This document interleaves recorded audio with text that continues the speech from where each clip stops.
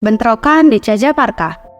Perpindahan populasi yang terbesar pada zaman modern adalah kolonisasi dunia baru oleh orang Eropa. Berikut penaklukan, berkurangnya atau menghilangnya sebagian besar kelompok penduduk asli Amerika yang menyertai perpindahan itu. Seperti yang telah saya jelaskan pada bab 1, dunia baru mula-mula dikolonisasi sekitar atau sebelum tahun 11.000 sebelum Masehi, melalui jalur Alaska, Selat Bering, dan Siberia. Sejumlah masyarakat pertanian yang kompleks kemudian muncul di Amerika jauh di selatan jalur akses tersebut dan berkembang dalam keadaan sepenuhnya terisolasi dari masyarakat-masyarakat kompleks yang bermunculan di dunia lama. Sesudah kolonisasi awal dari Asia itu, satu-satunya kontak yang terdokumentasi dengan baik antara dunia baru dan Asia melibatkan pemburu pengumpul yang hidup di kedua sisi Selat Bering. Ditambah pelayaran Trans-Pasifik yang diperkirakan pernah terjadi dan yang memperkenalkan ubi jalar dari Amerika Selatan ke Polinesia. Mengenai kontak antara penduduk dunia baru dan orang-orang dari Eropa, satu-satunya kontak ini melibatkan orang Viking yang mendiami tanah hijau dalam jumlah sangat kecil antara 986 Masehi dan sekitar 1500 Masehi. Namun kunjungan orang Viking itu tidak berdampak terhadap masyarakat penduduk asli Amerika. Dapat dikatakan bahwa benturan antara masyarakat dunia lama yang maju dan masyarakat dunia baru dimulai secara mendadak pada 1492 Masehi dengan ditemukannya pulau-pulau di Karibia yang didiami banyak penduduk asli Amerika oleh Christophorus Columbus. Momen paling dramatis dalam hubungan orang Eropa dan penduduk asli Amerika selanjutnya adalah pertemuan pertama antara Kaisar Inca dan penakluk asal Spanyol Francisco Pizarro di kota Cajamarca di dataran tinggi Peru pada 16 November 1532. Inca adalah penguasa mutlak negara paling besar dan paling maju di dunia baru. Sementara Pizarro mewakili Kaisar Roma Suci Carolus yang juga dikenal sebagai Raja Carlos I dari Spanyol, pemimpin negara paling berkuasa di Eropa. Pizarro yang memimpin 168 prajurit yang compang-camping berada di medan yang asing, tidak mengenal penduduk setempat, berhubungan sama sekali dengan orang Spanyol terdekat, dan jauh di luar jangkauan bala bantuan yang dapat mencapainya dengan cepat. Inca berada di tengah kekaisaran sendiri dengan jutaan abdi, dikelilingi oleh pasukan berkekuatan 80.000 prajurit yang baru saja menang perang melawan suku Indian lain. Meskipun demikian, Pizarro menangkap Inca hanya beberapa menit setelah kedua pemimpin itu bertatapan untuk pertama kali. Pizarro lalu menyandra tawanannya selama 8 bulan, sambil meraih tebusan terbesar sepanjang sejarah dengan timbalan janji untuk membebaskannya. Setelah tebusan itu, emas dalam jumlah yang cukup untuk mengisi ruangan berukuran 2 kaki kali 17 kaki, tinggi 8 kaki, diserahkan. Pizarro melanggar janjinya dan membunuh Inca. Penangkapan Inca sangat menentukan dalam penaklukan kekaisaran Inca oleh orang Eropa. Meskipun orang Spanyol pada akhirnya pasti akan meraih kemenangan berkat persenjataan yang unggul, penangkapan itu membuat proses penaklukan menjadi lebih cepat dan jauh lebih mudah. Inca dipuja oleh orang Inca sebagai dewa matahari dan dia berkuasa penuh atas para abdinya, yang menaati setiap perintah yang diberikan, bahkan ketika Inca menjadi tawanan. Bulan-bulan sebelum kematiannya memberi kesempatan kepada Pizarro untuk mengutus regu penjelajah dengan amat ke bagian-bagian lain kekaisaran dan untuk memanggil bala bantuan dari Panama. Ketika pertempuran akhirnya pecah di antara orang Spanyol dan orang Inca sesudah pembunuhan Inca, kekuatan pasukan Spanyol sudah lebih besar. Tertawaannya Inca menarik perhatian kita secara khusus karena menandai saat yang menentukan pada benturan terbesar dalam sejarah modern. Tetapi peristiwa itu juga menarik secara lebih umum karena faktor-faktor yang berakibat penangkapan Inca oleh Pizarro pada dasarnya sama dengan faktor-faktor yang menentukan hasil banyak benturan serupa di antara para kolonis dan penduduk asli di tempat lain di dunia modern. Dengan demikian, penangkapan Inca merupakan jendela yang lebar untuk memandang sejarah dunia. Peristiwa yang terjadi pada hari itu di Cajamarca diketahui dengan baik karena dicatat oleh banyak orang Spanyol yang terlibat di dalamnya. Untuk memperoleh kesan mengenai kejadian tersebut, mari kita menelusurinya kembali berdasarkan cuplikan laporan saksi mata yang disusun oleh 6 rekan Pizarro, termasuk saudara-saudaranya Hernando dan Pedro. Kehati-hatian, keberanian, disiplin militer, jeripayah, pelayaran penuh bahaya, dan pertempuran orang Spanyol, pengikut kaisar yang paling tak terkalahkan dari kekaisaran Katolik Roma, Raja dan Tuan kami, akan membawa kegembiraan bagi mereka yang beriman dan ketakutan bagi orang kafir. Karena alasan itu, dan demi kemuliaan Allah Tuhan kita, dan untuk mengabdi kepada Sri Baginda Kaisar Katolik, terasa pantas bagi saya untuk menulis catatan ini, dan mengirimkannya kepada Sri Baginda, agar semua orang menjadi tahu mengenai apa yang disampaikan. Ini demi kemuliaan Allah, sebab mereka menaklukkan dan membawa kepada iman Katolik kita yang suci, kepada begitu banyak orang kafir, berkat bimbingannya yang suci. Ini demi kehormatan Kaisar kita, karena berkat kejayaan dan keberuntungannya, peristiwa ini terjadi pada masanya. Mereka yang beriman akan bergembira bahwa pertempuran seperti ini dimenangkan. Provinsi seperti ini ditemukan dan ditaklukkan. Kekayaan seperti ini dibawa pulang untuk Sri Baginda dan mereka sendiri. Dan bahwa ketakutan seperti ini ditebarkan di antara orang-orang kafir. Kekaguman seperti ini dicetuskan dalam segenap umat manusia. Kapankah pada zaman dahulu maupun sekarang, pencapaian sehebat ini diraih oleh begitu sedikit orang berhadapan dengan begitu banyak lawan, melalui begitu banyak medan, melintasi begitu banyak lautan, melewati jarak yang begitu jauh di darat, untuk menundukkan yang tak terlihat dan yang tak dikenal. Sepak terjang siapa yang dapat dibandingkan dengan sepak terjang orang Spanyol, pasukan kita?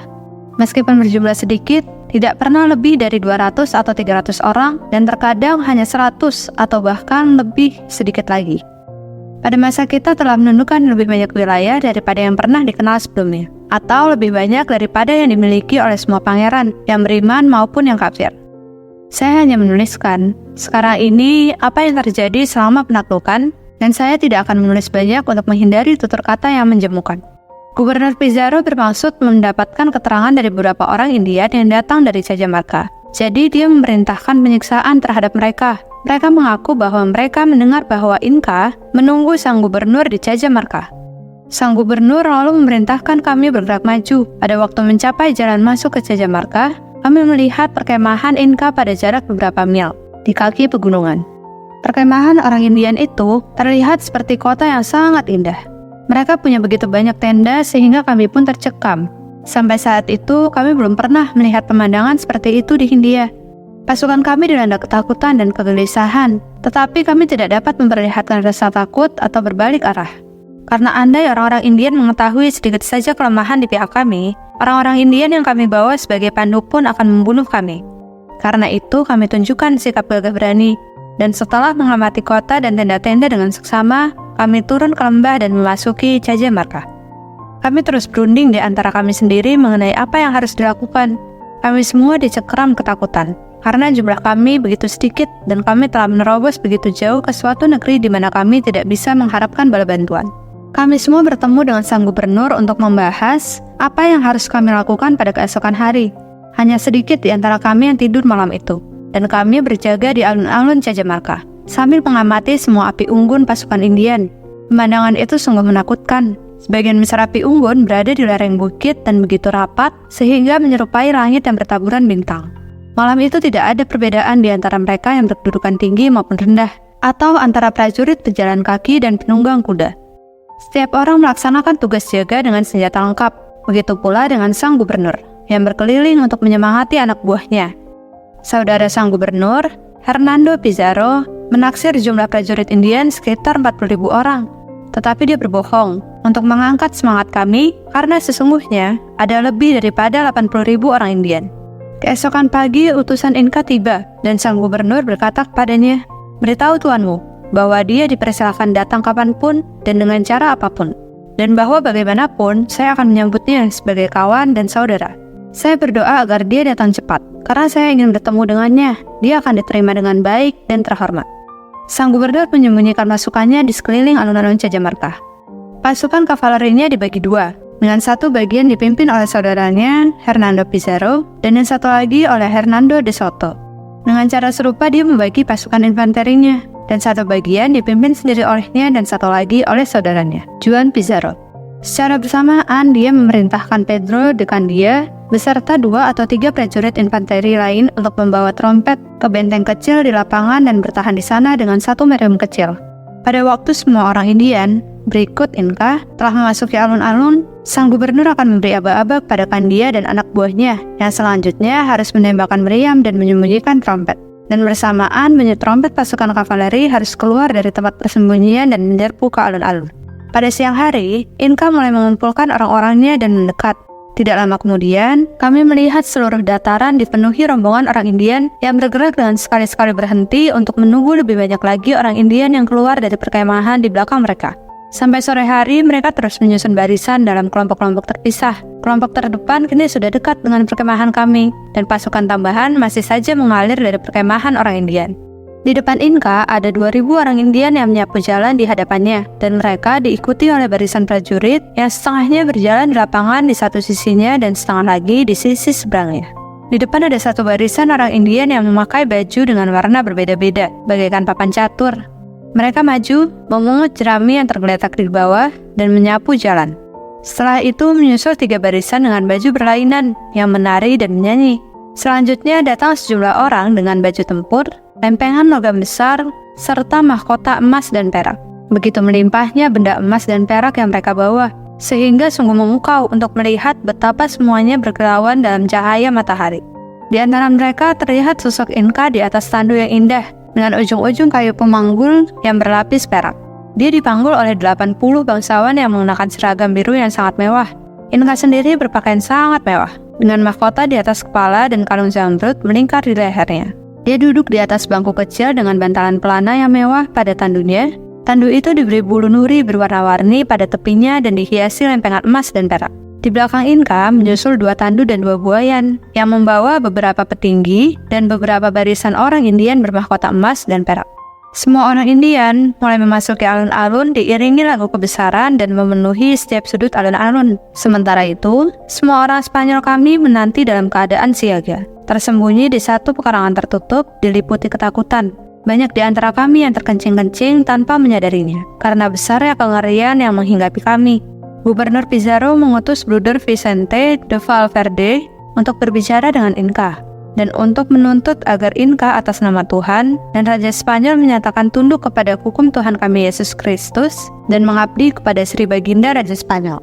Sambil memegang salib dengan satu tangan dan Alkitab dengan tangan yang satu lagi, dan sambil berjalan di antara pasukan orang Indian ke tempat Inka berada, sang bruder pun menyapa, "Aku pendeta Tuhan dan aku mengabarkan berita mengenai Tuhan kepada orang-orang Kristen. Dan seperti itulah aku datang untuk mengabarimu. Apa yang kau ajarkan adalah apa yang disabdakan Tuhan kepada kita dalam kitab ini.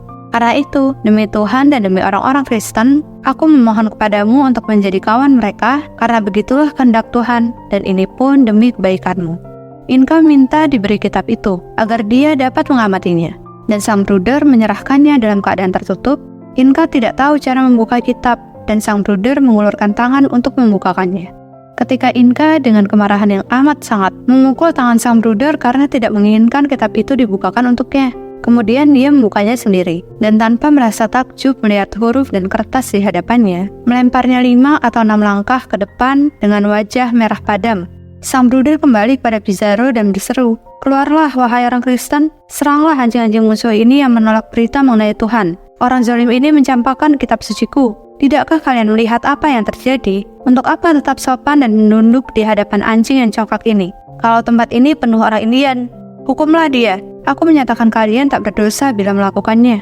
Sang gubernur lalu memberi aba-aba kepada Candia yang mulai menembakkan meriam. Semua trompet dibunyikan, dan pasukan Spanyol yang siap tempur, baik kavaleri maupun infanteri, menghambur keluar dari tempat persembunyian dan langsung menyerbu ke tengah orang-orang Indian yang tidak bersenjata yang memadati alun-alun. Sambil menyerukan pekik perang Spanyol, "Santiago! Kami telah memasang giring-giring kepada semua kuda untuk menakut-nakuti orang Indian." Gelagar meriam, bunyi trompet, dan bunyi giring-giring kuda kami membuat orang Indian kocar-kacir ketakutan. Orang Spanyol mulai menyerbu dan mulai mencincang mereka. Orang Indian begitu ngeri sampai berebut menyelamatkan diri, bertumpang tindih dan saling menghimpit.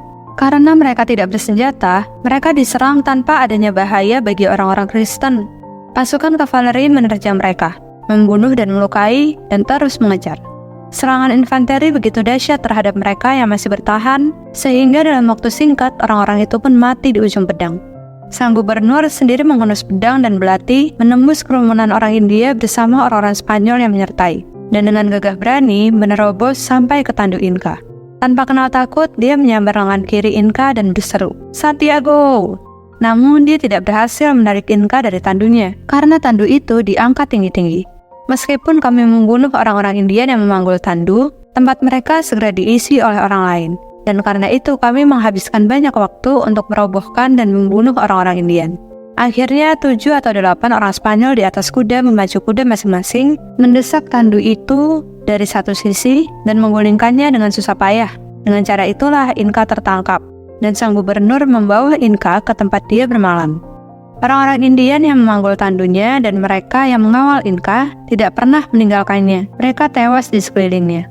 Orang-orang Indian yang masih kalang kabut di alun-alun dan ketakutan akibat tembakan meriam dan kuda yang belum pernah mereka lihat, berusaha menyelamatkan diri dari alun-alun dengan menjebol sebagian tembok dan berlari ke dataran di luar.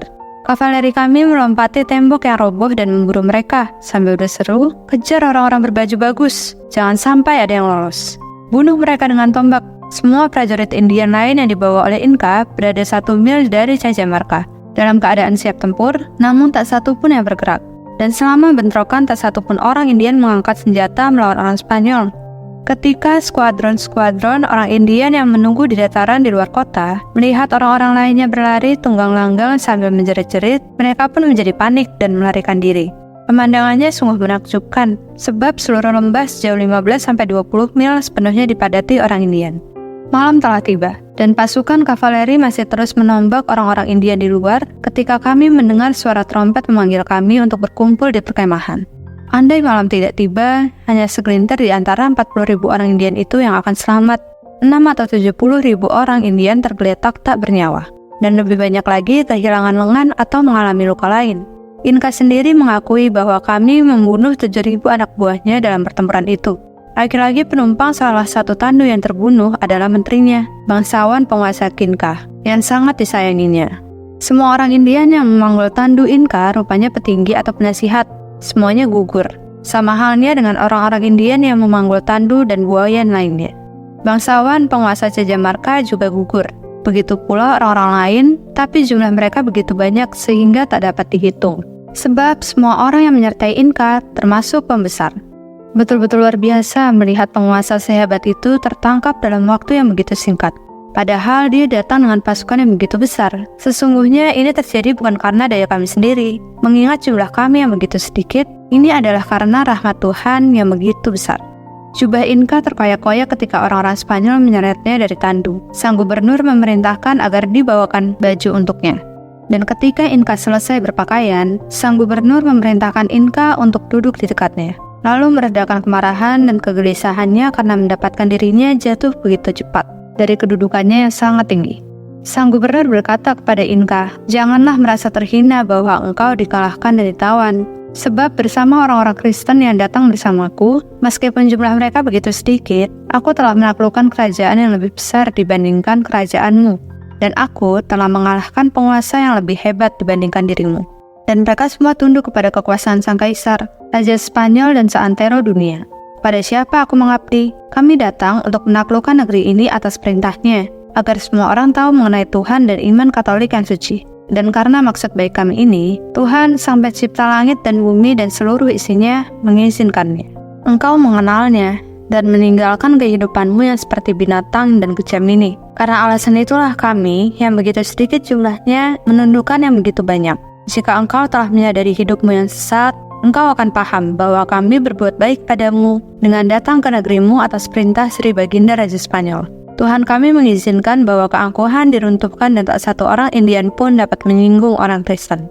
Marilah kita sekarang melacak rantai sebab akibat pada konfrontasi yang luar biasa tersebut, dimulai dengan peristiwa yang telah terjadi. Ketika Pizarro dan Inka bertemu di Cajamarca, mengapa Pizarro yang menangkap Inka dan membunuh begitu banyak pengikutnya, dan bukan sebaliknya, pasukan Inka yang jauh lebih besar yang menangkap dan membunuh Pizarro? Bagaimanapun, Pizarro hanya punya 62 prajurit, ditambah 106 prajurit infanteri. Sementara Inka membawahi pasukan berkekuatan 80.000 orang. Mengenai kejadian-kejadian yang mendahului pertemuan mereka, bagaimana Inka sampai berada di Cajamarca? Bagaimana Pizarro bisa berada di sana untuk menangkapnya dan bukan sebaliknya? Inka yang datang ke Spanyol untuk menangkap Raja Carlos I.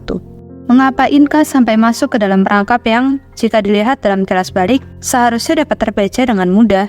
Apakah faktor-faktor yang mempengaruhi pertemuan antara Inka dan Pizarro juga berperan lebih luas dalam pertemuan antara bangsa-bangsa dunia lama dan dunia baru, dan antara bangsa-bangsa lain?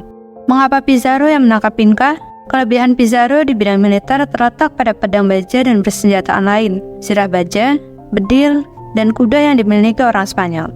Untuk menghadapi senjata-senjata itu, pasukan Inca yang tidak punya hewan tunggangan untuk bertempur terpaksa mengandalkan pentungan, gada, dan kapak berbahan batu, perunggu, atau kayu, ditambah ketapel dan baju pelindung dari kain berlapis. Ketimpangan dalam hal perlengkapan seperti itu sangatlah menentukan dalam banyak sekali peristiwa ketika orang Eropa berhadapan dan penduduk asli Amerika dan bangsa-bangsa lain.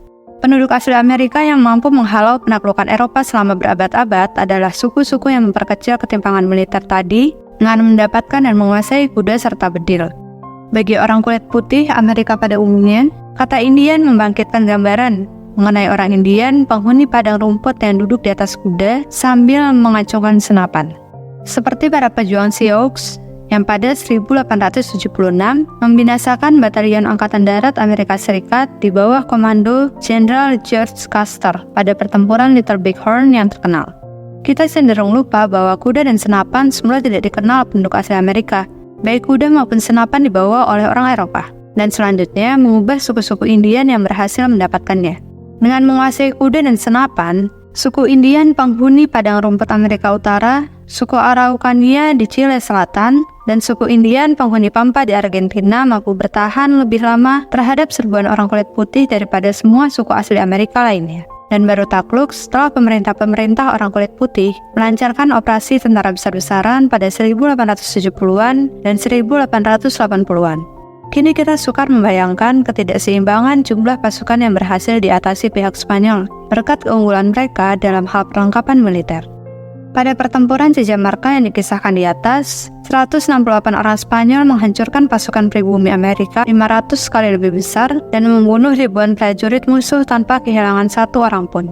Berbagai laporan mengenai pertempuran Pizarro selanjutnya melawan bangsa Inca, mengenai penaklukan bangsa Aztec oleh Cortés, dan mengenai konfrontasi lain antara orang Eropa dan penduduk asli Amerika pada masa itu berulang kali menggambarkan situasi di mana beberapa lusin penunggang kuda dari Eropa membuat ribuan orang Indian menjadi korban pembantaian besar-besaran. Sepanjang perjalanan Pizarro dari Cajamarca menuju Cusco, ibu kota Inca, setelah kematian Inca terdapat 4 pertempuran seperti itu. Di Jauja, Vilcascuaman, Vilcacongan, dan Cusco, keempat pertempuran itu masing-masing hanya melibatkan 80, 30, 110, dan 40 penunggang kuda Spanyol dan selalu melawan ribuan atau puluhan ribu orang Indian.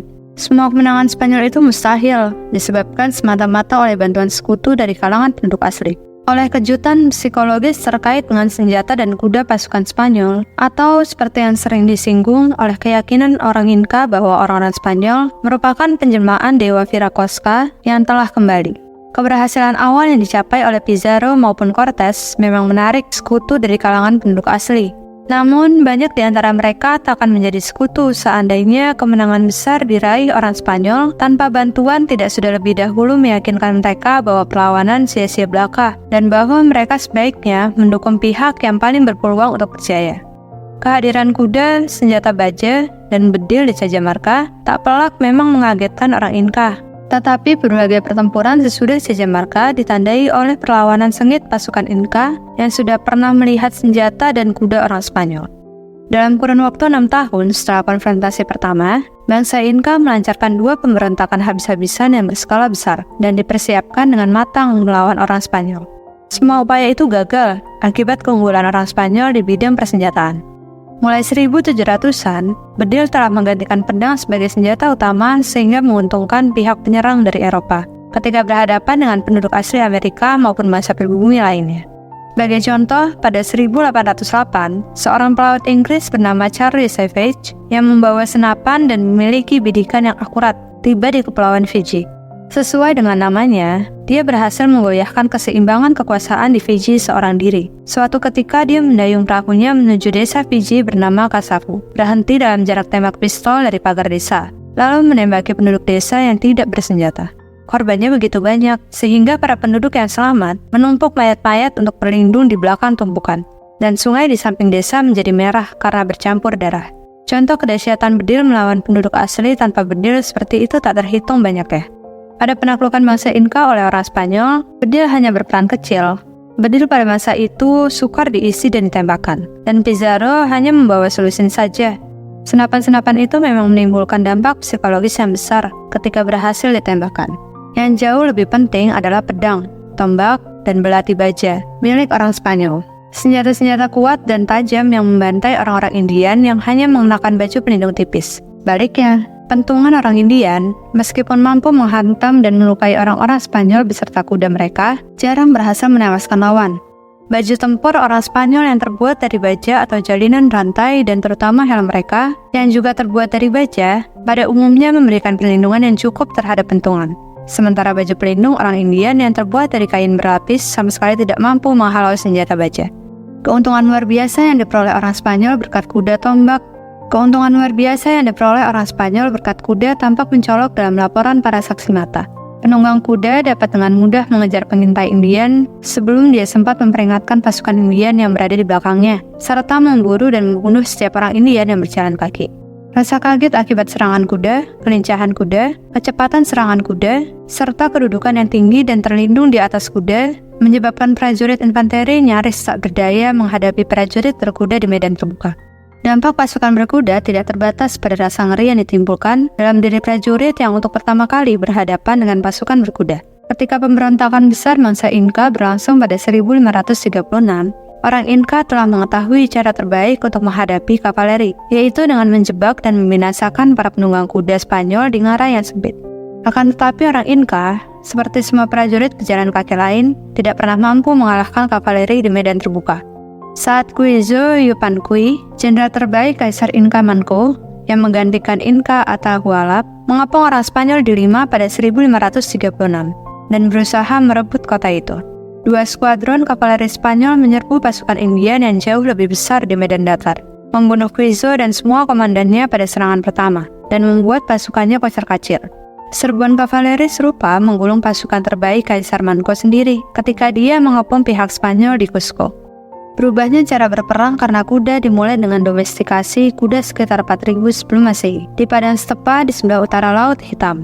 Orang yang memiliki kuda dapat menempuh jarak yang lebih jauh dibandingkan jika berjalan kaki, melancarkan serangan mendadak, dan melarikan diri sebelum musuh sempat mengerahkan pasukan yang lebih besar. Peran kuda di Cajamarca dengan sedemikian merupakan contoh suatu senjata militer yang tetap ampuh selama 6000 tahun, sampai awal abad ke-20, dan yang pada gilirannya digunakan di semua benua. Baru pada Perang Dunia Pertama, dominasi militer pasukan kavaleri berakhir. Jika kita mempertimbangkan keuntungan yang diperoleh orang Spanyol dari kuda, senjata baja, dan sirah melawan prajurit infanteri tanpa logam, maka tidak mengherankan bahwa orang Spanyol terus-menerus memenangi pertempuran melawan musuh yang berjumlah jauh lebih besar. Bagaimana Inka sampai berada di Cajamarca? Inka dan pasukannya berada di Cajamarca karena mereka baru saja memenangi pertempuran menentukan dalam perang saudara yang memecah belah bangsa Inka dan menyebabkan mereka mudah diserang. Pizarro dengan cepat menyadari perpecahan itu dan memanfaatkannya. Pemicu perang saudara itu adalah wabah cacar yang menyebar lewat darat di kalangan orang Indian di Amerika Selatan setelah dibawa oleh para pemukim Spanyol di Panama dan Kolombia, menewaskan Kaisar Inka Huayna dan sebagian besar pembesar di sekelilingnya sekitar tahun 1526. Semua kematian itu berakibat terjadinya perebutan tahta antara Inka dan saudara tirinya, Huáscar. Jika bukan karena wabah itu, orang Spanyol akan menghadapi suatu kekaisaran yang bersatu. Kehadiran Inka di Cajamarca dengan demikian menggarisbawahi salah faktor kunci dalam sejarah dunia. Penyakit yang dibawa ke tengah orang-orang tanpa kekebalan terhadap penyakit itu oleh bangsa penyerbu yang memiliki ketahanan terhadap penyakit tersebut.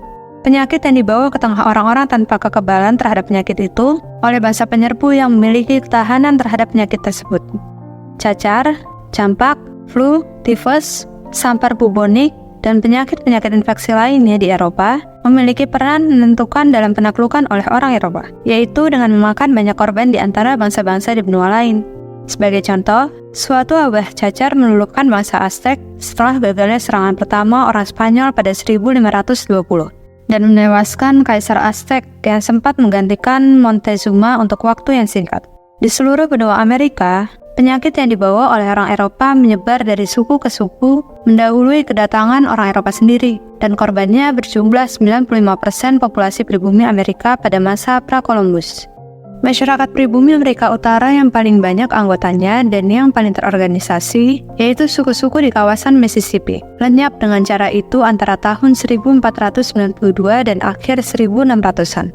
Bahkan sebelum orang Eropa membangun pemukiman pertama mereka di tepi sungai Mississippi, suatu wabah cacar pada 1712 merupakan peristiwa tunggal terbesar dalam pemusnahan bangsa San, penduduk asli Afrika Selatan, oleh para pemukim Eropa.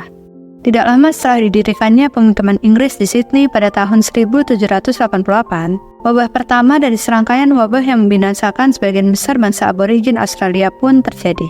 Suatu contoh yang terdokumentasi dengan baik dari pulau-pulau Pasifik adalah wabah yang melanda Fiji pada tahun 1806. Wabah itu dibawa oleh segelintir pelaut Eropa yang berhasil mencapai darat menyusul karamnya kapal Argo. Wabah serupa menandai sejarah Tonga, Hawaii, dan kepulauan Pasifik lainnya. Saya tidak bermaksud mengatakan bahwa peran penyakit dalam sejarah hanyalah membuka jalan bagi ekspansi Eropa. Malaria, demam kuning, dan penyakit tropis lainnya di Afrika, India, Asia Tenggara, dan Papua merupakan rintangan paling berat bagi kolonisasi daerah-daerah itu oleh orang Eropa. Mengapa Pizarro bisa berada di Cajamarca? Mengapa bukan sebaliknya? Inka yang mencoba menaklukkan Spanyol. Pizarro datang ke Cajamarca berkat teknologi kelautan Eropa, yang membangun kapal yang membawanya melintasi Samudra Atlantik dari Spanyol ke Panama, dan kemudian di Samudra Pasifik dari Panama ke Peru. Inka tidak memiliki teknologi seperti itu, sehingga tidak melakukan ekspansi keluar Amerika Selatan. Faktor selain kapal yang dibalik kehadiran Pizarro adalah organisasi politik terpusat yang memungkinkan Spanyol membiayai, membangun, mengawasi, dan memperlengkapi kapal-kapal itu. Kekaisaran Inka juga punya organisasi politik terpusat. Namun, organisasi tersebut justru bersifat merugikan, karena Pizarro berhasil mengumpulkan garis komando bangsa Inka dengan menangkap Inka. Karena begitu tergantung kepada kaisar penguasa mutlak yang bagaikan dewa, birokrasi Inka menjadi berantakan setelah Inka tewas.